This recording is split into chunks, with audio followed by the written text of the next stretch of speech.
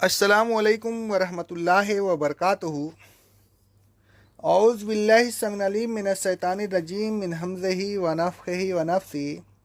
سورہ بقرہ کی آیت نمبر 47 اور 48 میں اللہ رب العالمین فرماتا ہے، اے بنی اسرائیل، میری نعمتوں کو یاد کرو جو میں نے تم پر کی تھی۔ من جملہ ان کے سب سے بڑی نعمت یہ تھی کہ میں نے تمہیں تمام اقوام عالم پر فضیلت دی تھی، تو اب ان نعمتوں اور احسانوں کو یاد کر کے ان کا شکر ادا کرو۔ محمد رسول صلی اللہ علیہ وسلم پر ایمان لے آؤ۔ اگر تم ایمان نہیں لاؤ گے تو پھر ڈرو اس دن سے جس دن کوئی شخص کسی دوسرے شخص کے کچھ بھی کام نہ آئے گا، نہ کسی سے کوئی سفارش قبول کی جائے گی، نہ کسی سے بدلہ یا معاوضہ یا فدیہ لیا جائے گا، اور نہ وہ یعنی اہل محشر کسی کی مدد حاصل کر سکیں گے۔ اس آیت میں اللہ تعالیٰ نے دوسری بار پھر بنی اسرائیل کو خطاب کرتے ہوئے فرمایا کہ میری نعمتوں کو یاد کرو، خصوصاً اس نعمت کو کہ میں نے تمہیں تمام عالم پر فضیلت دی تھی۔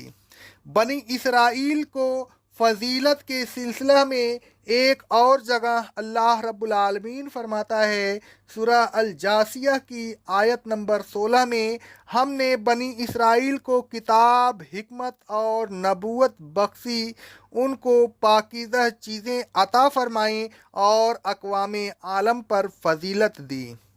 اللہ رب العالمین فرماتا ہے سورہ الدخان کی آیت نمبر 32 میں، ہم نے بنی اسرائیل کو اپنے علم کی بنیاد پر تمام اقوام عالم میں منتخب کیا تھا۔ تمام اقوام عالم پر فضیلت دینا یہ اللہ تعالیٰ کا خصوصی انعام تھا جو اس نے بنی اسرائیل پر کیا تھا۔ اللہ تعالیٰ کی ان نعمتوں کا بیان جو اس نے بنی اسرائیل پر کی تھی، سورہ تفصیل کے ساتھ سورہ بقرہ کی آیت نمبر 40 کی تفسیر کے سلسلہ میں گزر چکا ہے۔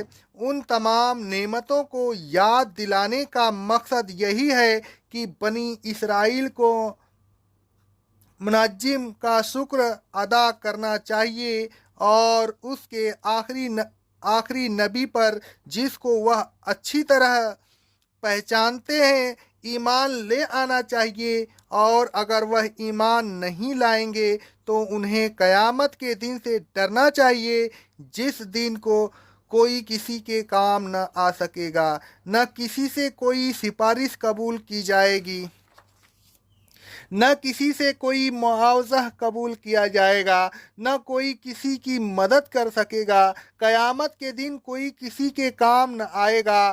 قیامت کا دن بہت ہولناک دن ہے، اس دن سب کو اپنی اپنی پڑی ہوگی۔ اللہ رب العالمین فرماتا ہے سورہ ابس کی آیت نمبر 37 میں، ہر شخص کی اس دن ایسی حالت ہوگی کہ اسے دوسروں سے بے پرواہ کر دے گی۔ آگے اللہ رب العالمین فرماتا ہے سورہ لقمان کی آیت نمبر 33 میں، اے لوگوں، اپنے رب سے ڈرو اور اس دن سے ڈرو جس دن نہ باپ اپنے بیٹے کے کام آئے گا اور نہ بیٹا اپنے باپ کے کچھ کام آئے گا۔ بے شک اللہ کا وعدہ سچا ہے، وہ دن آ کر رہے گا، لہذا دنیا کی زندگی سے دھوکہ نہ کھانا اور نہ شیطان تمہیں اللہ کے معاملہ میں دھوکے میں ڈالے۔ اللہ رب العالمین فرماتا ہے سورہ حامیم الدخان کی آیت نمبر 41 میں، اس دن کوئی دوست کسی دوست کے کام نہ آئے گا اور نہ وہ کسی کی مدد حاصل کر سکیں گے۔ اللہ رب العالمین فرماتا ہے سورہ الممتحنہ کی آیت نمبر 3 میں، قیامت کے دن نہ تمہارے دوست نہ تمہارے رشتہ دار کام آئیں گے اور نہ تمہاری اولاد اس دن تو بس اللہ ہی تمہارے درمیان فیصلہ کرے گا، اور جو کچھ تم کر رہے ہو اللہ اسے دیکھ رہا ہے۔ اللہ رب العالمین فرماتا ہے سورہ سماع الفطرت کی آیت نمبر 19 میں، اس دن کسی کو کسی دوسرے کے معاملہ میں ذرا سا بھی اختیار نہ ہوگا۔ اس دن بس اللہ ہی کا حکم چلے گا، کسی سے سفارش قبول نہیں کی جائے گی۔ قیامت کے دن کوئی شخص کسی کو اپنا سفارشی بنا کر پیش نہیں کر سکتا، اور نہ اس قسم کی کوئی سفارش قبول کی جائے گی۔ اللہ رب العالمین فرماتا ہے سورہ بقرہ کی آیت نمبر 254 میں، اے ایمان والو، ہم نے جو مال تمہیں دیا ہے اس میں سے اللہ کے راستہ میں خرچ کرو، قبل اس کے کہ وہ دن آئے جس دن نہ خرید و فروخت ہوگی، نہ دوستی کام آئے گی، اور نہ سفارش۔ آگے اللہ رب العالمین فرماتا ہے یا ایھا المدثر کی آیت نمبر 48 میں، اس دن سفارش کرنے والوں کی سفارش گناہ گاروں کو کوئی فائدہ نہیں پہنچائے گی۔ قرآن مجید میں اللہ تعالیٰ نے ایک مومن بندے کا قول نقل کیا ہے۔ وہ بندہ اس طرح کہتا ہے، سورہ یاسین کی آیت نمبر 23 میں اللہ رب العالمین فرماتا ہے، کیا میں اللہ کے علاوہ ایسا معبود بناؤں کہ اگر اللہ مجھے نقصان پہنچانا چاہے تو ان معبودوں کی سفارش مجھے کوئی فائدہ نہ پہنچا سکے گی، نہ وہ مجھے عذاب سے چھڑا سکیں گے۔ اللہ رب العالمین فرماتا ہے سورہ حامیم المومن کی آیت نمبر 18 میں، ظالموں کا نہ کوئی دوست ہوگا اور نہ سفارشی کہ اس کی بات مان لی جائے۔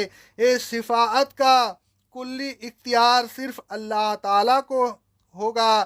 اللہ رب العالمین فرماتا ہے سورہ زمر کی آیت نمبر 44 میں، اے رسول صلی اللہ علیہ وسلم کہہ دیجئے کہ سفارش تو سب اللہ کے اختیار میں ہے۔ اللہ رب العالمین فرماتا ہے سورہ انعام کی آیت نمبر 51 میں، نہ اللہ کے علاوہ ان کا کوئی دوست ہوگا اور نہ کوئی سفارشی، یعنی نہ اللہ تعالیٰ کے علاوہ کسی کی دوستی کام آئے گی، اور نہ جب تک اللہ تعالیٰ اجازت دے ایک کوئی سفارش کر سکے گا۔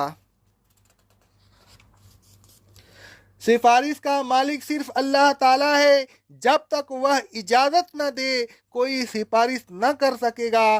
اللہ رب العالمین فرماتا ہے سورہ بقرہ کی آیت نمبر 255 میں، کون ہے جو اللہ سے سفارش کر سکے مگر ہاں اس کی اجازت سے۔ اللہ تعالیٰ فرماتا ہے سورہ مریم کی آیت نمبر 87 میں، اہل محشر کو کسی کی سفارش کا اختیار نہیں ہوگا سوائے اس شخص کے جس نے اللہ سے کوئی اقرار لے لیا ہو، یعنی اللہ تعالیٰ سے پہلے اجازت لے لی ہو۔ اور اللہ رب العالمین فرماتا ہے سورہ طٰہٰ کی آیت نمبر 109 میں، اس دن کسی کی سفارش فائدہ نہ پہنچائے گی مگر اس شخص کی جسے اللہ سفارش کی اجازت دے اور اس بات کو پسند فرمائے۔ اللہ رب العالمین ذوالجلال والاکرام فرماتا ہے سورہ سبا کی آیت نمبر 23 میں، قیامت کے دن اللہ کے یہاں کسی کی سفارش نفع نہ دے گی مگر جس شخص کے لیے اللہ اجازت دے دے۔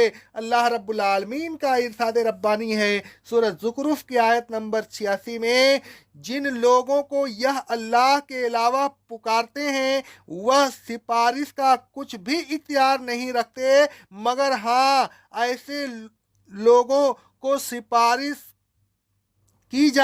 کی اجازت ہوگی جو حق کے ساتھ گواہی دیں اور وہ جانتے ہوں کہ حق بیان کر رہے ہیں۔ آیات بالا کا خلاصہ یہ ہے کہ شفاعت کا کلی اختیار صرف اللہ تعالیٰ کو ہے، وہی شفاعت کا مالک ہے۔ جب تک وہ اجازت نہ دے کوئی سفارش نہیں کر سکتا۔ پھر سفارش کرنے والا علم و یقین کی بنیاد پر حق بات کہے اور اللہ تعالیٰ اس بات کو پسند بھی فرمائے تو ایسی صورت میں شفاعت نفع دے سکتی ہے۔ شفاعت کی اجازت محدود ہوگی اور صرف اللہ تعالیٰ کے پسندیدہ لوگوں کے لیے ہوگی۔ اس شفاعت کبیرہ کے سلسلہ میں اللہ تعالیٰ کے رسول صلی اللہ علیہ وسلم فرماتے ہیں، صحیح بخاری اور صحیح مسلم کی حدیث ہے،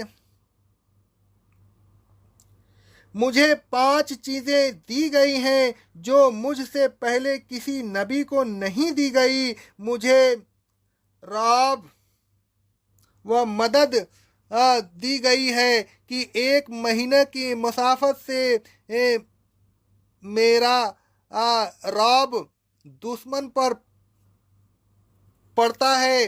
دوسرا، میرے لیے تمام روئے زمین مسجد اور پاک کرنے والی بنا دی گئی ہے۔ میرا امتی جہاں نماز کا وقت آ جائے نماز پڑھ لے۔ تیسرا، میرے لیے مال غنیمت حلال کر دیے گئے ہیں۔ چوتھا، ہر نبی اپنی قوم کی طرف مبعوث ہوتا تھا اور مجھے تمام لوگوں کی طرف مبعوث کیا گیا ہے۔ اور 5واں، مجھے شفاعت دی گئی ہے۔ اس حدیث سے معلوم ہوا کہ رسول اللہ صلی اللہ علیہ وسلم کو شفاعت کبریٰ سے نوازا گیا ہے، لیکن اس کے باوجود رسول اللہ صلی اللہ علیہ وسلم اجازت کے بغیر سفارش نہیں کریں گے۔ شفاعت کبیرہ کی حدیث میں رسول اللہ صلی اللہ علیہ وسلم فرماتے ہیں، صحیح بخاری کی حدیث ہے، میں سفارش کے لیے روانہ ہوں گا یہاں تک کہ اپنے رب سے اجازت لوں گا، مجھے اجازت دی جائے گی، پھر جب میں اپنے رب کو دیکھوں گا تو سجدہ میں گر پڑوں گا، پھر اللہ تعالیٰ مجھے سجدہ میں پڑا رہنے دے گا جب تک وہ چاہے گا، پھر مجھ سے کہا جائے گا اپنا سر اٹھا لو اور سوال کرو، تمہیں وہ چیزیں دی جائیں گی جس کا تم سوال کرو گے، کہو تمہاری بات سنی جائے گی، سفارش کرو تمہاری سفارش قبول کی جائے گی، پھر میں اپنا سر اٹھاؤں گا، پھر اللہ کی تعریف ان الفاظ میں کروں گا جس الفاظ کی تعلیم اللہ مجھے دے گا، پھر میں سفارش کروں گا، پھر اللہ میرے لیے حد مقرر کر دے گا، میں اس کو سفارش کر کے جنت میں داخل کروں گا۔ اس طرح رسول اللہ صلی اللہ علیہ وسلم 4 بار سفارش کریں گے، پھر آپ فرمائیں گے، صحیح بخاری کی حدیث ہے، اب دوزخ میں کوئی نہیں رہا سوائے اس شخص کے جس کو قرآن نے روک لیا ہے اور جس کو ہمیشہ دوزخ میں رہنا ہے۔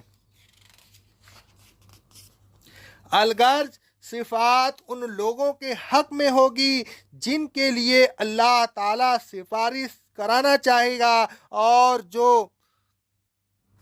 قرآنی قانون کے مطابق قابل مغفرت ہوں گے، لیکن جو قرآنی قانون کے مطابق مغفرت کے اہل نہیں ہوں گے ان کے لیے سفارش کی اجازت نہیں ہوگی۔ اللہ تعالیٰ کا سفارش کا مالک ہونا، کسی کی سفارش کو بغیر اجازت کے نہ سننا، کسی کا بغیر اجازت کے سفارش نہ کر سکنا اور سفارش کے لیے حد بندی کر دینا اس بات کو ثابت کرتا ہے کہ بخشش اسی کی ہوگی جس کو اللہ تعالیٰ بخشنا چاہے گا۔ وہاں دنیا کی طرح سفارش نہ ہوگی کہ کوئی شخص خود سفارش کے لیے پہنچ جائے اور اپنے مرتبہ اور مقام کی بنیاد پر مغفرت کے لیے اصرار کرے اور اللہ تعالیٰ مردد اور لحاظ مروت اور لحاظ میں اس کی سفارش قبول کر لے۔ صفات کا انحصار صرف اللہ تعالیٰ کی مرضی پر ہے، لہذا اس کو خوش کرنے اور اس کی قرآنی قانون کے مطابق اپنے آپ کو مغفرت کا اہل بنانے کی کوشش کرنی چاہیے، تاکہ وہ خود بخش دے یا کسی سے سفارش کرا کے بخش دے۔ کسی سے کوئی معاوضہ یا فدیہ قبول نہیں کیا جائے گا۔ قیامت کے دن کوئی شخص کسی قسم کا فدیہ دے کر اپنے آپ کو دوزخ کے عذاب سے بچا نہیں سکتا۔ وہاں فدیہ قبول نہیں ہوگا، بدلہ یا معاوضہ نہیں لیا جائے گا۔ اللہ رب العالمین فرماتا ہے سورہ مائدہ کی آیت نمبر 36 میں، جن لوگوں نے کفر کیا اگر ان کے پاس روئے زمین کی تمام دولت ہو اور اس کے مثل اتنی ہی دولت اور ہو، اور وہ اس کو فدیہ میں دے کر اپنے آپ کو دوزخ روز قیامت کے عذاب سے بچانا چاہے، تو وہ فدیہ ان سے قبول نہیں کیا جائے گا، بلکہ ان کے لیے دردناک عذاب ہوگا۔ اللہ رب العالمین فرماتا ہے سورہ زمر کی آیت نمبر 47 اور 48 میں، جن لوگوں نے ظلم کیا اگر ان کے پاس روئے زمین کا سارا مال و متاع ہوتا اور ان کے ساتھ اتنا ہی مال و متاع اور ہوتا، تو وہ قیامت کے دن کے عذاب سے بچنے کے لیے وہ سارا مال و متاع دے دیتے۔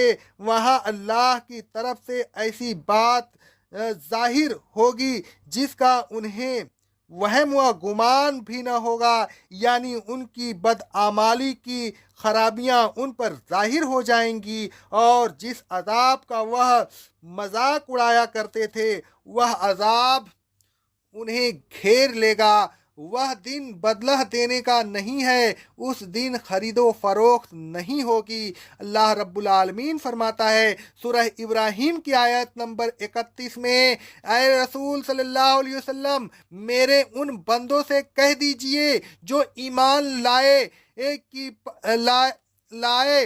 کہ پابندی سے نماز پڑھا کریں اور جو کچھ مال ہم نے انہیں دیا ہے اس میں سے خرچ کرتے رہیں، قبل اس کے کہ وہ دن آئے جس دن نہ خرید و فروخت ہوگی اور نہ دوستی کام آئے گی۔ اللہ رب العالمین فرماتا ہے سورہ الحدید کی آیت نمبر 15 میں، قیامت کے روز منافقین سے کہا جائے گا، آج نہ تم سے کوئی معاوضہ لیا جائے گا اور نہ کافروں سے تمہارا ٹھکانہ جہنم ہے، وہی تمہاری دوست ہے اور وہ بہت بری جگہ۔ آگے اللہ رب العالمین فرماتا ہے سورہ آل عمران کی آیت نمبر 91 میں، بے شک جن لوگوں نے کفر کیا اور اس حالت میں مر گئے کہ وہ کافر ہی تھے، تو اگر وہ فدیہ میں زمین بھر کر سونا دیں تو ان میں سے کسی ایک سے بھی وہ سونا ہرگز قبول نہ کیا جائے گا۔ ایسے لوگوں کے لیے دردناک عذاب ہوگا اور کوئی ان کا مددگار نہیں ہوگا۔ اللہ رب العالمین فرماتا ہے سورہ یونس کی آیت نمبر 54 میں، اور اگر ہر اس شخص کے پاس جس نے ظلم و زیادتی کی ہوگی زمین کی تمام دولت ہو، تو وہ اس کو قیامت کے دن اپنے آپ کو عذاب سے بچانے کے لیے فدیہ میں دے دے گا، لیکن ایسا ہوگا نہیں۔ ایسے لوگ ضرور عذاب میں مبتلا ہوں گے، اور جب وہ عذاب کو دیکھیں گے تو اپنی ندامت کو چھپائیں گے اور ان کے درمیان انصاف کے ساتھ فیصلہ کیا جائے گا اور ان پر کسی قسم کا ظلم نہ ہوگا۔ آگے اللہ رب العالمین فرماتا ہے سورہ رعد کی آیت نمبر 18 میں، جن لوگوں نے اللہ کے حکم کو قبول کیا ان کے لیے بہتری ہے، اور جن لوگوں نے قبول نہیں کیا وہ اگر زمین کی تمام دولت اور اس کے ساتھ اسی کے مثل مزید دولت معاوضہ میں دینا چاہیں تو ان سے قبول نہیں کی جائے گی۔ ان کے لیے بڑا حساب ہوگا، ان کے رہنے کی جگہ دوزخ ہوگی اور وہ بہت بری جگہ ہے۔ اللہ رب العالمین فرماتا ہے سورہ معارج کی آیت نمبر 10 سے لے کر 15 تک، قیامت کے دن کوئی دوست کسی کا پرسان حال نہ ہوگا، حالانکہ وہ ایک دوسرے کو دیکھتے ہوں گے۔ ایک گناہ گار یہ چاہے گا کہ کاش اس دن کے عذاب سے بچنے کے لیے وہ فدیہ میں اپنے بیٹے، اپنی بیوی، اپنا بھائی، اپنا خاندان جس میں وہ پناہ حاصل کرتا تھا اور زمین کے تمام انسانوں کو دے دے اور وہ خود بچ جائے، لیکن ایسا ہرگز نہیں ہوگا۔ وہ دوزخ میں داخل ہوگا، اور دوزخ کیا ہے؟ وہ بھڑکتی ہوئی آگ ہے۔ قیامت کے دن کوئی کسی کی مدد نہیں کر سکے گا۔ قیامت کا دن ایسا دن نہیں ہے کہ وہاں ایک شخص دوسرے کی مدد کر سکے، کسی کو کسی دوسرے کے معاملہ میں ذرا سا بھی اختیار ہوگا۔ اللہ رب العالمین فرماتا ہے سورہ السماء الفطرت کی آیت نمبر 19 میں، اس دن کسی دوسرے کے معاملہ میں ذرا سا بھی اختیار نہیں ہوگا۔ اس دن تو بس اللہ اکیلے کا حکم چلے گا۔ اللہ رب العالمین فرماتا ہے سورہ بقرہ میں، سورہ نساء کی آیت نمبر 123 میں، جو شخص برا عمل کرے گا اسے اس کی سزا ملے گی۔ قیامت کے روز اللہ کے علاوہ اس کو نہ کوئی دوست مل سکے گا اور نہ کوئی مددگار، یعنی میدان محشر میں صرف اللہ تعالیٰ کی دوستی اور مدد کام آ سکتی ہے۔ دوسرے کی دوستی اور مدد نفع نہ دے گی۔ اللہ رب العالمین فرماتا ہے سورہ طور کی آیت نمبر 46 میں، اس دن کافروں کی کوئی تدبیر ان کے ذرا سا بھی کام نہ آئے گی اور نہ وہ کسی کی مدد حاصل کر سکیں گے۔ اللہ رب العالمین کا ارشاد ربانی ہے سورہ میں، اللہ تعالیٰ فرماتا ہے آیت نمبر 46 میں، ظلم کرنے والوں کے لیے اس دن اللہ کے علاوہ کوئی کارساز نہیں ہوگا جو ان کی مدد کر سکے۔ آگے اللہ رب العالمین فرماتا ہے سورہ فاطر کی آیت نمبر 37 میں، ظالموں کا کوئی مددگار نہیں ہوگا۔ اللہ رب العالمین کا ارشاد ربانی ہے سورہ احزاب کی آیت نمبر 65 میں، کافر دوزخ میں ہمیشہ رہیں گے، وہاں نہ کوئی دوست پائیں گے اور نہ مددگار۔ الغرض قیامت کے دن کوئی کسی کے کام نہ آ سکے گا، کسی سے سفارش قبول نہیں کی جائے گی، نہ کسی سے کوئی فدیہ لیا جائے گا اور نہ کوئی کسی کی مدد حاصل کر سکے گا۔ انہی باتوں کو مجموعی طور پر ایک اور جگہ اللہ رب العالمین بیان فرماتا ہے سورہ بقرہ کی آیت نمبر 123 میں، اس دن سے ڈرو جس دن کوئی شخص کسی دوسرے شخص کے ذرا سا بھی کام نہ آ سکے گا، نہ کسی سے بدلہ قبول کیا جائے گا، نہ سفارش کسی کی فائدہ پہنچائے گی اور نہ وہ کسی کی مدد حاصل کر سکیں گے۔ اے لوگوں، اللہ تعالیٰ کے احکام پر چلیے، اللہ تعالیٰ اور اس کے رسول صلی اللہ علیہ وسلم کی اطاعت کرتے رہیے، رسول صلی اللہ علیہ وسلم کی سنت پر عمل کیجیے۔ یہی چیزیں میدان محشر میں کام آنے والی ہیں، انہی کے ذریعہ کامیابی حاصل हो सकती है। अल्लाह रब्बुल आलमीन फरमाता है सूरह अहज़ाब की आयत नंबर 71 में, जो शख्स अल्लाह और उसके रसूल सल्लल्लाहु अलैहि वसल्लम की इताअत करेगा तो वह बेशक बहुत बड़ी कामयाबी हासिल करेगा, और जिसने नाफरमानी की वह हमेशा दोज़ख में रहेगा।